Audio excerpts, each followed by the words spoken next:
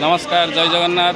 मुझे जाऊँगी कुंभमेला बुलाया कटक बाहर राजधानी एक्सप्रेस देखिए आगू केते कौन भीड़ रोचे आपण मैंने मो सारे लिंक रुहतु आप देखिपारे भीड़टा केते कौन राजधानी एक्सप्रेस।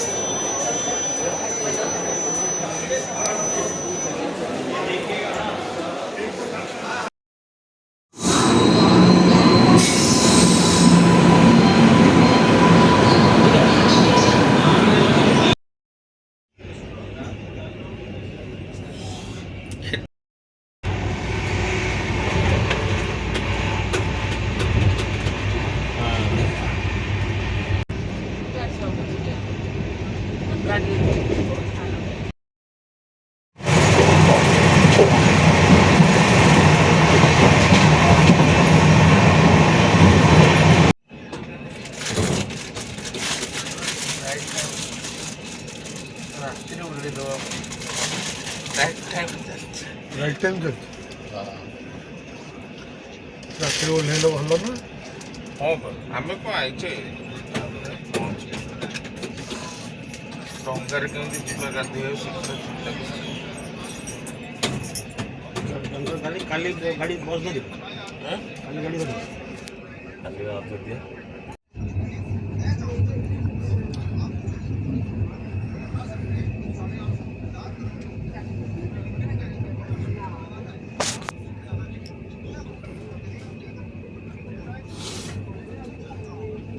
भाई गरम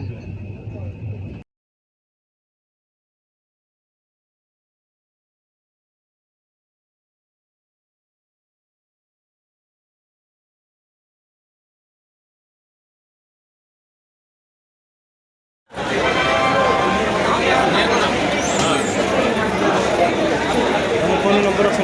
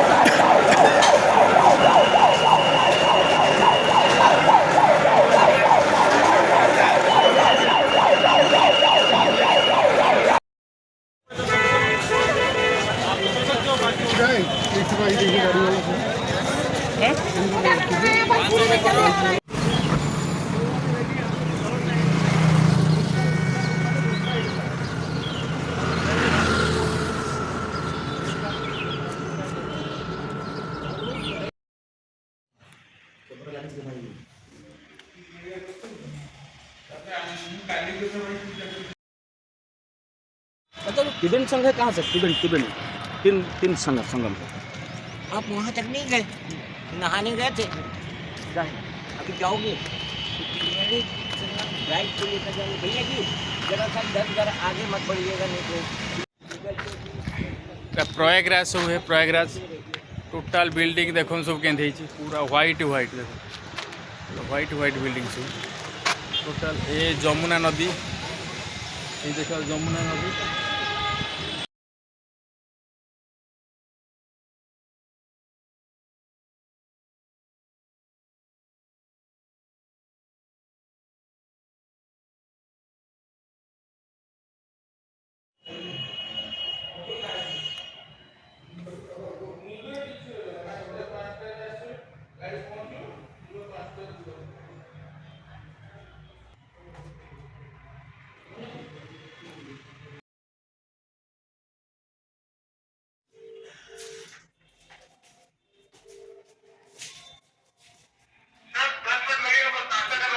हाँ हाँ ठीक है आप नीचे जा रहे हैं।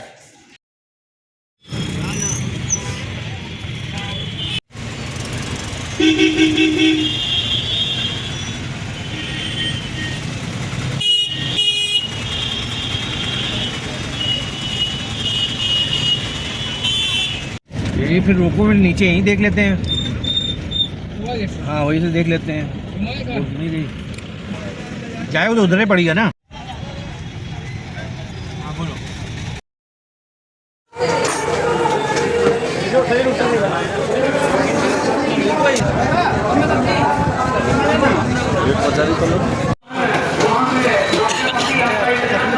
कितना बिरयानी कितना है? बिरयानी 60 रुपये प्लेट का? प्लेट का 60 रुपये?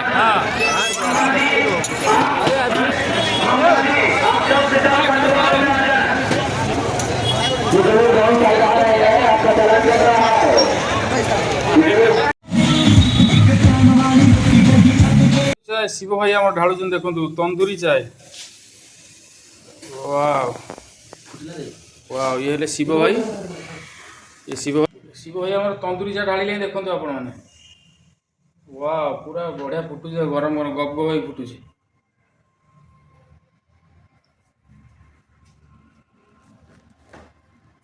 ସେଇଟା ଗରମ ଆଜି ବହୁତ ଅଛନ୍ତି। ସେଇ କପ୍ଟା ପୁରା ଗରମ କରିକି ଆଣୁଛ ମାଟିଟା କଲା।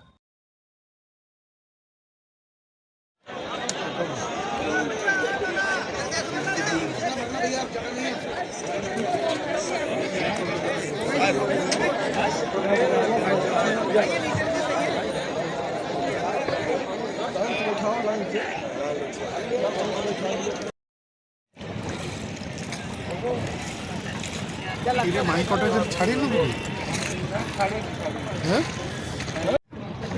लाइटिंग का है लो दे पर हैं ऐसा लाइटिंग का हां बर्ड कितने सुंदर लगे पंछी कितने अच्छे लगे ऊपर देखो पंछी कितने मस्त लग रहे। वो गाना लगा भी ब्लैक वाइट वाला उठो अबे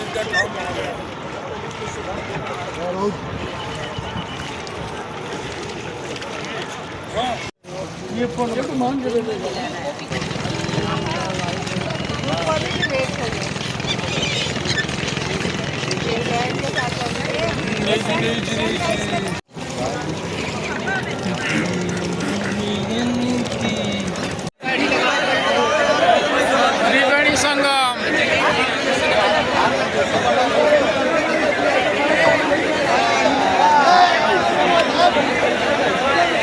त्रिवेणी संगम त्रिवेणी संगम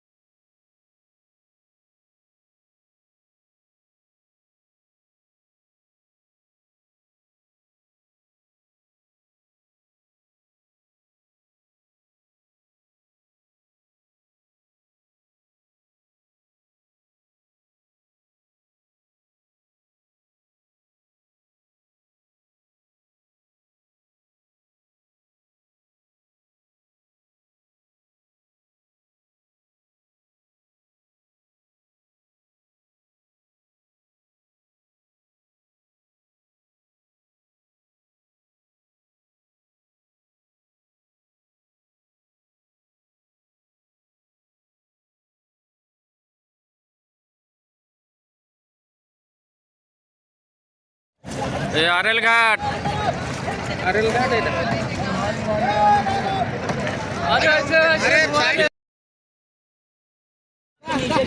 नीचे बैठने के लिए अच्छे से बैठने लायक नहीं रहता, लग जाता है। डर है ना ऐसे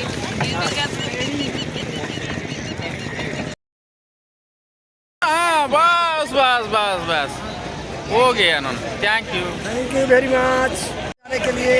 बाय बाय बाय बाय। और गंगा जमुना सरस्वती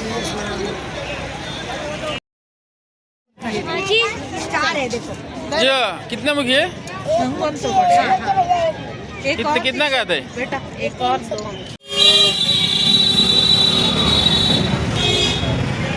भैया हमारा पान बनाते हैं, पूरा सबसे बढ़िया पान बनाते हैं। जब आएंगे उनके पास से पान खाना है। हाँ? भैया ये पान एक खंड का कितने रुपये? 10 रुपये। क्या क्या मसाला डालते हैं उसमें? भारत शादी क्या क्या डालो? क्या हमारा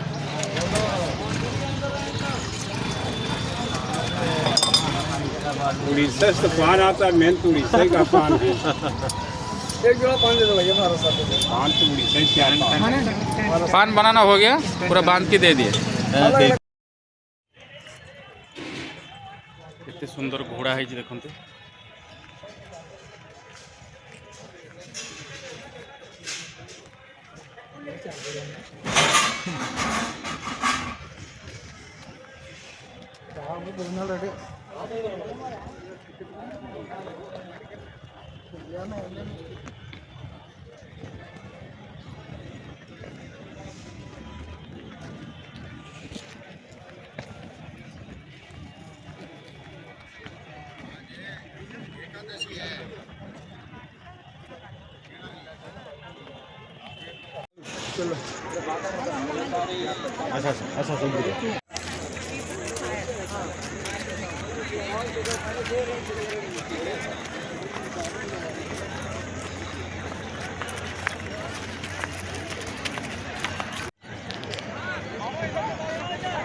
बोट क्लब रु त्रिवेणी संगम जाऊँ बोट रे जाऊँ। रातिर दृश्य केते सुंदर लगे दृश्यटा देखते।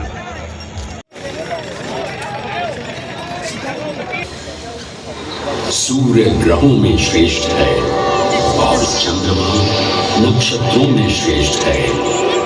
उसी प्रकार प्रयाग सभी तीर्थों में सर्वश्रेष्ठ है। पद्म पुराण में वर्णित ये श्लोक जिस तरह प्रयाग की विशेषता को दर्शाता है, उसी तरह इस पावन क्षेत्र का गुणगान करने वाली अनेक पौराणिक कथाएं, किंवदंतियां एवं कहानियां आज भी जनमानस में प्रचलित हैं। ऐसी ही एक पौराणिक कथा है जो भगवान ब्रह्मा को प्रयाग से जोड़ती है। मान्यताओं के अनुसार भगवान ब्रह्मा को यज्ञ करने हेतु एक दिव्य स्थान की आवश्यकता थी, जिसके चयन को लेकर वे बड़ी ही दुविधा में थे। अपनी दुविधा के निवारण हेतु भगवान ब्रह्मा नागों के देवता महाराज शेषनाग के यहाँ पहुंचे और उनसे कहा, हे आदिशेष, मैं यज्ञ करने हेतु इस सृष्टि में एक ऐसा स्थान ढूंढ रहा हूं जो दिव्यता और पवित्रता की दृष्टि से सर्वोत्तम हो। क्या आप मुझे ऐसा कोई उपयुक्त स्थान बता सकते हैं जो सभी तीर्थों में सर्वश्रेष्ठ हो? जगत रचयिता को मेरा प्रणाम। भगवान, मैं धन्य हूँ कि आपने मुझे इस योग्य समझा। क्यों न आप स्वयं ही सभी पवित्र स्थानों का मूल्यांकन करें। ऐसा कीजिए, आप तुला के एक पलड़े पर सप्तकोयों को रखिए और दूसरे पलड़े पर भगवान विष्णु के स्थायी निवास प्रयाग रखिए, जिसका भार सबसे अधिक आए। मेरे विचार में वही सर्वश्रेष्ठ तीर्थ होगा। इस मूल्यांकन के परिणाम स्वरूप प्रयाग का पलड़ा ही भारी रहा। इस तरह प्रयाग की प्रधानता सिद्ध हुई और तभी से इसे तीर्थों का राजा कहा जाने लगा। आज भी ऐसी मान्यता है कि भगवान ब्रह्मा ने गंगा नदी के पश्चिमी तट पर 10 अश्वमेध यज्ञ संपन्न किए थे। आज उस स्थान को हम दशाश्वमेध घाट के नाम से जानते हैं।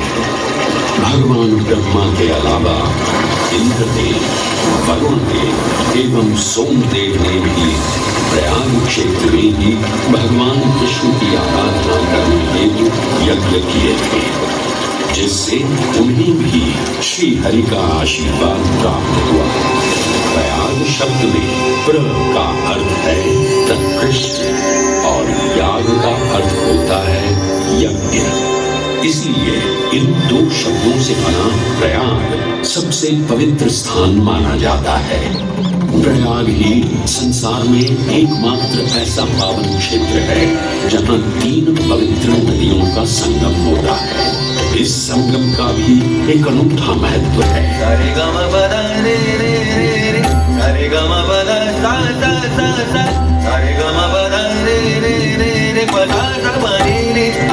गंगा च यमुना चैव सरस्वती तत्त्वसात्वा च पीत्वा च बुद्धिभागेन संशयः यत्र गंगा च यमुना चैव सरस्वती तत्त्वसात्वा च पीत्वा च बुद्धिभागेन संशयः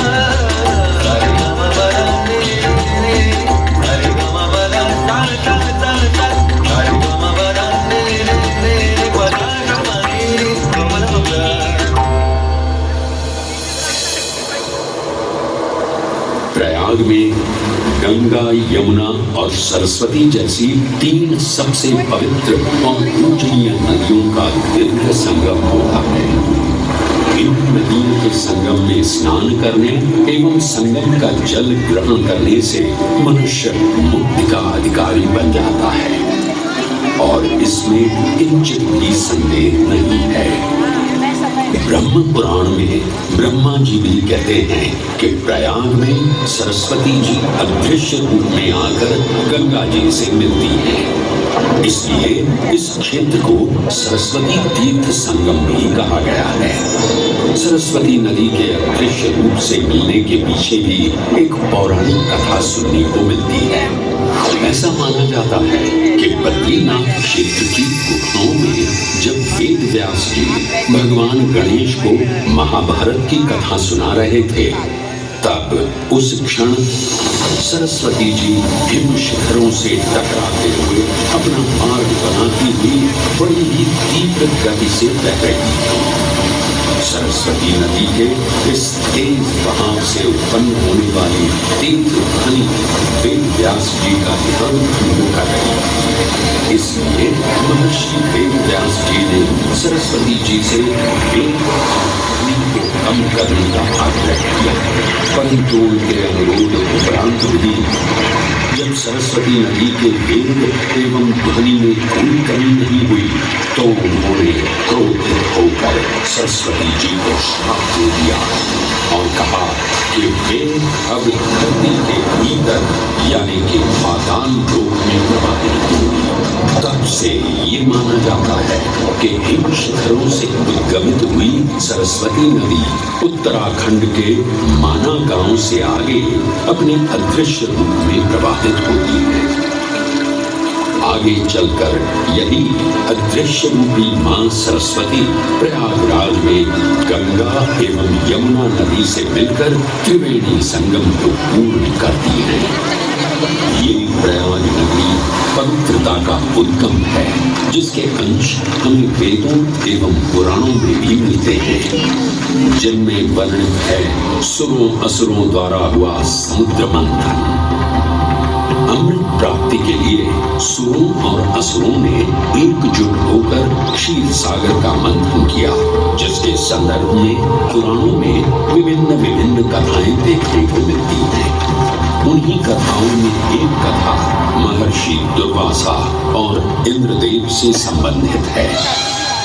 इस कथा के अनुसार ऋषि दुर्वासा ने इंद्रदेव से प्रसन्न हो उन्हें पारिजात पुष्पों की एक दिव्य माला भेंट की, जिसे इंद्रदेव ने साधारण पुष्पों की माला समझ स्वयं धारण न कर उसे अपने वाहक गजराज ऐरावत के मस्तक पर रख दिया। पल भर में गजराज ने वो माला धरा पर गिरा उसे अपने पैरों तले रौंद दिया। ऋषि दुर्वासा से ये अपमान सहन न हुआ और उसी क्षण क्रोधित हो उन्होंने इंद्रदेव को श्राप दे दिया। हे अहंकारी इंद्र, तेरा इतना दुस्साहस कि तूने मेरा अपमान किया। जिस वैभव एवं शौर्य पर तू इतरा रहा है, क्षण भर में ही तेरा ये वैभव, प्रतिष्ठा, शक्तियां सब नष्ट हो जाएंगी। मैं अत्रि पुत्र दुर्वासा समस्त देवगणों को श्रीहीन होने का श्राप देता हूं।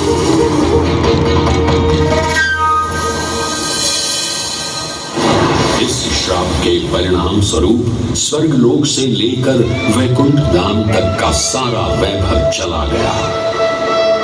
जहां स्वर्गलोक में सभी देवता अपना वैभव एवं शक्तियां खो चुके थे, वहीं वैकुंठ धाम में मां लक्ष्मी भी क्षीर सागर की गहराइयों में चली गई। उनके जाते ही सृष्टि का संतुलन बिगड़ने लगा एवं असुर राजा बलि ने तीनों लोक अपने अधीन कर लिए। ये सब देखकर सभी देवतागण अपने श्राप के निवारण हेतु भगवान विष्णु की शरण में जा पहुंचे और कहने लगे, हे पालनहार, हे स्वामी, अब आप ही हमें इस श्राप से मुक्त होने का मार्ग बता सकते हैं, अन्यथा हम अपनी शक्तियों से सदैव वंचित ही रहेंगे और युद्ध में कभी भी असुरों का सामना नहीं कर पाएंगे। हे देवराज, ऋषि दुर्वासा के श्राप से सभी देवतागण जीवन मृत्यु के काल चक्र में बंध चुके हैं। इस काल चक्र एवं श्राप से मुक्त होने के लिए अब केवल एक ही मार्ग शेष है और वो है समुद्र मंथन। इस समुद्र मंथन से निकलने वाले रत्न ही आपके खोए हुए यश, वैभव और कीर्ति को पुनः स्थापित करेंगे। परंतु आपको इस मंथन के लिए असुरों के बल की भी आवश्यकता होगी, क्योंकि उनके बिना यह समुद्र मंथन संभव नहीं है। जैसी आपकी आज्ञा प्रभु, हम असुरों के साथ समुद्र मंथन करने के लिए तैयार हैं। देवताओं और असुरों ने एक मत होकर क्षीर सागर का मंथन करना स्वीकार किया। जहां मंदार पर्वत मथनी के रूप में आए तो वहीं वासुकी नाग को नेति की भूमिका मिली। भगवान विष्णु ने स्वयं कूर्म अवतार धारण कर मंदार पर्वत को उसका आधार प्रदान किया। क्षीर सागर को मथना शुरू किया गया और 14 रत्नों में सबसे पहले हलाहल विष उत्पन्न हुआ।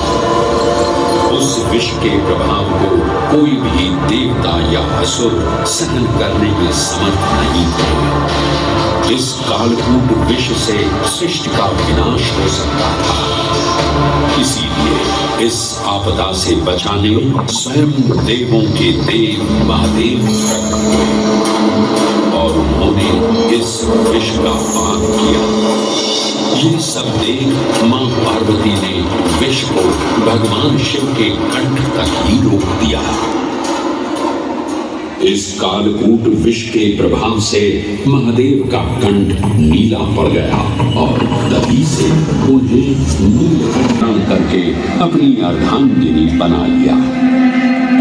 इसके पश्चात समुद्र मंथन से एक एक कर कामधेनु का, पारिजात वृक्ष, चंद्र, कल्प वृक्ष, अपार सुंदर अप्सराएं, गंधर्व, शंख, उच्चैःश्रवा, वारुणी एवं कौस्तुभ मणि जैसे अनेक रत्न उत्पन्न हुए। लेकिन सभी को जिस रत्न की सबसे अधिक प्रतीक्षा थी, उस रत्न का निकलना अभी बाकी था। अंततः आयुर्वेद के देव धन्वंतरी अपने हाथ में अमृत कुंभ लिए प्रकट हुए। अमृत कुंभ पाने की लालसा में सुरों और असुरों के मध्य एक घमासान युद्ध आरंभ हो गया। इसी युद्ध के दौरान स्वरभानु नाम का एक असुर अमृत कुंभ को अपने अधीन कर पाताल लोक की ओर चल दिया। अमृत कलश को वापस पाने हेतु देवतागण अपने आराध्य भगवान विष्णु का स्मरण करने लगे।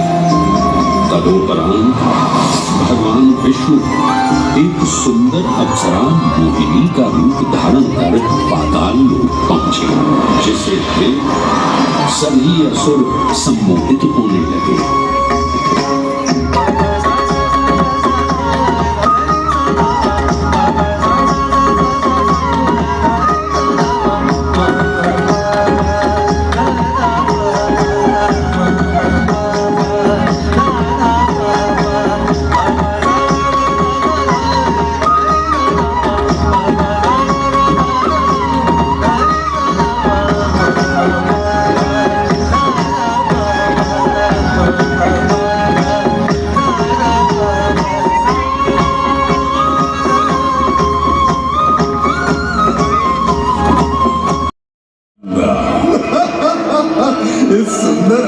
ने तो हम सबको सम्मोहित कर दिया है। हे सुंदरी, तुम कौन हो और यहाँ क्यों आई हो? हे असुरराज, मैं मोहिनी हूँ और आप ये समझ लीजिए कि मैं आप ही की सहायता हेतु यहाँ पर आई हूँ। हमारी सहायता हेतु? परंतु वो कैसे सुंदरी? मैं आपको ये ज्ञात कराने आई हूँ कि अमृत की असली शक्ति और गुण तो कलश के तल में विद्यमान है, जबकि ऊपर तो केवल जल मात्र है, जिसके ग्रहण करने से ज्यादा कोई लाभ न होगा। आप सभी इस अमृत को देवताओं के साथ बांट लीजिए। आखिर आप सभी ऋषि कश्यप के ही तो पुत्र हैं। देवताओं के साथ अमृत बांटने से एक तो आपका वैभव बढ़ेगा और सब